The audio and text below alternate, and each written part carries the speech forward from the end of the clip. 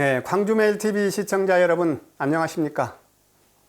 우리가 살면서 어려움이 있거나 또 중요한 결정을 앞두고 있을 때 흔히 철학원이나 역술인 등을 찾곤 하는데요. 심리적으로 위안이 되는 분들이 많다, 이런 말씀을 많이 하십니다. 여러분은 어떠신가요? 그래서 오늘은 광주에서 오랫동안 동양철학을 공부를 하고 또 사주풀이를 통해서 상담을 하고 계시는 최인태 선생님을 만나보겠습니다. 선생님 안녕하세요. 네, 안녕하십니까. 반갑습니다. 반갑습니다. 우리 최인태 선생님, 우리 시청자분들에게 소개 한번 해주십시오. 예, 안녕하십니까. 동양철학자 최인태입니다. 만나서 반갑습니다. 우리 최 선생님은 동양철학을 공부를 하셨고, 제가 알고 있기로는 풍수학이나 관상학 또 명리학에도 굉장히 저희가 깊은 걸로 알고 있습니다. 특별히 공부를 하게 된 계기가 있으셨나요? 제가 20대 초반에 원래는 그 명상과 단전호흡에 빠져 있었습니다. 근데 이제 단전과 명상을 하면서 제 자신은 물론이고 제가 명상을 지도하는 분들이 저한테 개인적인 고민을 털어놓을 때 운명학에 대해서 또 개인의 운명에 대해서 굉장히 개인적으로 관심이 많아지고 호기심이 많아져가지고 스스로 독학으로 시작하게 됐습니다. 스스로 독학으로 이제 동양철학도 공부를 하시고 이제 명리학 공부를 하셨다, 이 말씀이시네요. 네, 그리고 난 다음에 이제 스승님을 만난 거죠. 아, 그러셨군요. 네. 주로 제가 알고 있기로는 이제 그 상담하신 분들 또 하신 분들 사주를 통해서 이제 많이 풀어주시고 그러시는데, 최 선생님, 사주란 무엇인가요? 우리가 보통 사주라고 한다면 점이라고 알고 있는데 점하고는 사실 거리가 멀고요.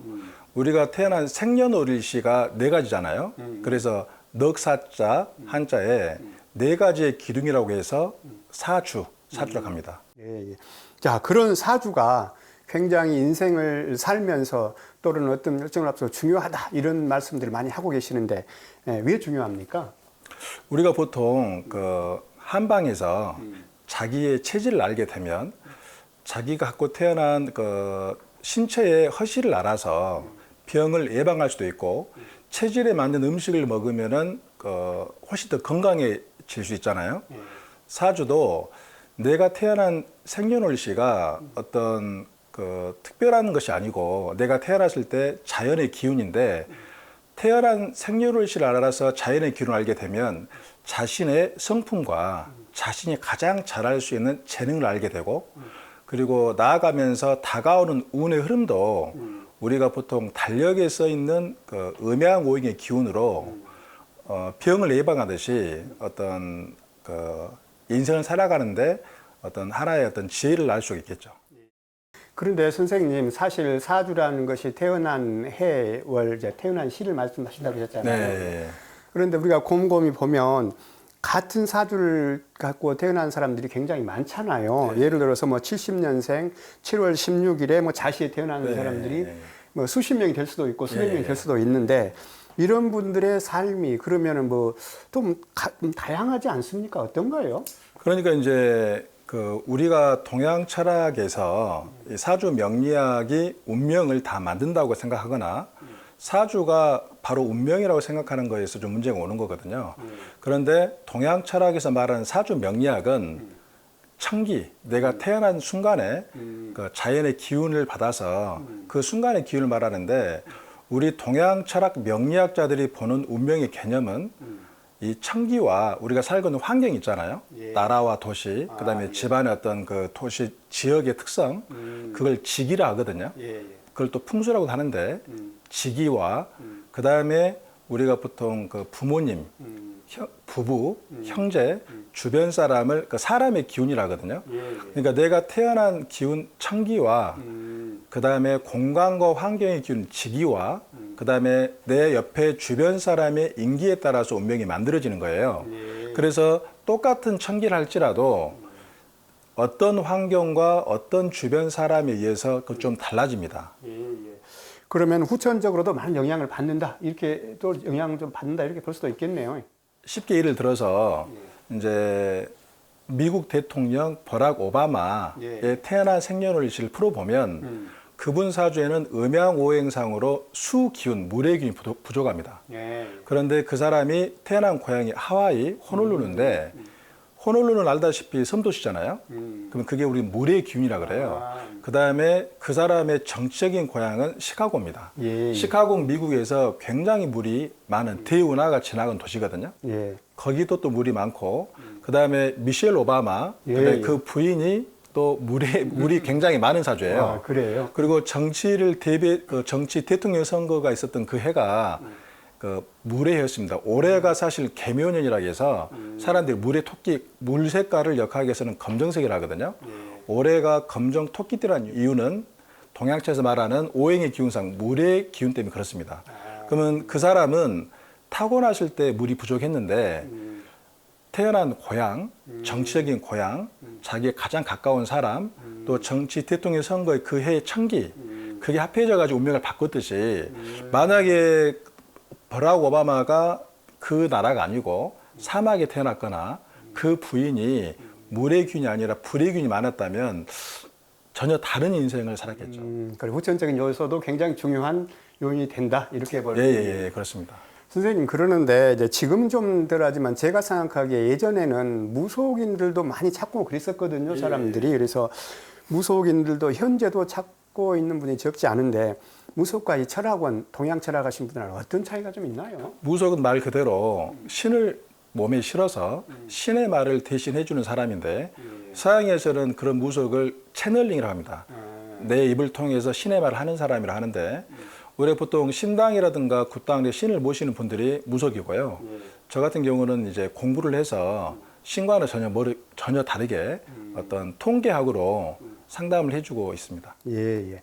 그 선생님 제가 알고 있기로는 저 책 당신을 부와 성공으로 끌어다니는 운의 기술 이 책을 네. 직접 쓰신 걸로 알고 있습니다. 그러는데 이 천운을 타고났다.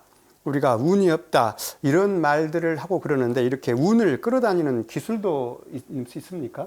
아까 말했듯이 동양 철학자들이 말하는 운명의 개념은 태어났을 때 바꿀 수 없는 생년월일시, 그게 천기잖아요. 그런데 우리가 흔히 말하는 공간과 환경을 상징하는 직위, 이건 사람이 선택할 수 있잖아요. 그 다음에 내가 주변 사람, 뭐 부인이라든가 자녀는 선택할 수 없겠지만 어떤 주변 사람도 선택할 수 있잖아요. 직위와 인기는 얼마든지 사람들이 선택할 수 있습니다. 그래서 동양철에서 말하는 운을 만드는 개념은 천기를 알고 나서 부족한 것을 채울 수 있는 직위나 인기를 알게 되면 운명을 바꿀 수 있고 운을 끌어당길 수도 있습니다. 내가 물이 부족하다. 예를 들어서 뭐 화가 부족하다. 그러면 이것을 보충해주고 뭐 이렇게 좀 채워주면 조금 나아질 수도 있다. 이렇게 해석을 하면 되는 건가요? 그렇죠. 그래서 동양 철학에서 크게 5가지 동양 오술학이라고 나눠집니다. 동양 오술학 분야 중에 하나가 의가 있는데 의가 우리가 보통 한의학, 중의학입니다. 그래서 한방에서도 만약에 내가 화균이 부족하면 심장이 약한데 화에 해당되는 음식을 먹으면 몸이 건강해지듯이 아까 동양 철학에서 말하는 운을 보완하고 그다음에 더 개선시키는 방법은 굉장히 무수히 많습니다. 그런데 이제 같은 사주래도 또 예를 들어서 2023년 다르고 2024년 뭐 내가 뭐 천운을 좋은 해를 만난다 이런 말씀도 하시고 그러시더라고요. 또 해에 따라서 또 많이 좀 차이가 좀 있을 수가 있다 이렇게 보잖아요. 아까 제가 만약 버락 오바마가 대통령에 당선됐을 때 그 해가 자신에게 부족했던 물의 해에 당선됐거든요. 이제 그게 바로 운을 보는 개념인데 타고난 천기는 변하지 않는데 운은 계속 바뀌잖아요. 그런데 이제 여기서 재밌는 것이 타고난 일련의 운만 있는 게 아니고요. 달에도 그 음양운이 있습니다. 달. 우리가 매 달마다. 그 다음에 매 날마다 음양오행이 있습니다. 그리고 이 시간에도 음양오행이 돌아갑니다. 그러니까 사실은 일반 사람들이 알고 있는 연도에 신수만 있는 게 아니고 월과 날에도 음양오행이 있습니다. 그래서 사실은 운은 계속 바뀌고 우리에게 기회는 얼마든지 오고 있습니다. 조금 전에 버락 오바마 사례를 들어서 이렇게 말씀을 하셨는데요. 그 오바마를 직접 이렇게 사주를 풀어주시지 만나서 하시진 않으셨을 것 같고 외국인들은 자기의 임명년 사전에 올라온 생일이 거의 정확해서 생일만 알면 우리가 달력을 보고 알 수 있습니다. 그런데 이제 제가 알고 있기로는 선생님 이제 그 여기서 오랫동안 많은 또 시민들, 많은 분들을 이제 찾아와 가지고 만나서 사주풀이도를 해주시고 온 걸로 알고 있습니다. 기억에 남는 좀 일화가 있다면 어떤 걸 들 수 있을까요? 평일에 그 여고생이 어머니랑 서울에서 왔었는데 어떤 사고를 치고 왔겠죠. 평일에 왔으니까. 예. 그때 어떤 학교에서 어떤 뭐 폭력 사건에 휘말려 가지고 그 정학이나 퇴학을 당할 위치에 있었는데 묘하게 그 여학생이 저랑 상담을 하고 그때 공감을 했는지 그때 그 아이가 펑펑 울었었어요. 자신의 객관적인 운명을 처음으로 들어본 거예요. 그리고 그 뒤에도 저랑 물론 상담도 몇 번 했었는데 그 아이가 지금 상당히 유명한 연예인이 됐어요. 그리고 그 부모도 몰랐었던 굉장히 밝은 면을 제가 그때 좀 가르쳐 줬거든요. 예. 그래서 그 아이 별명이 동양의 태양이라고 해가지고 아시아나 동남아 굉장히 유명한 사람이 됐는데 예. 그 여학생이 기억에 남습니다.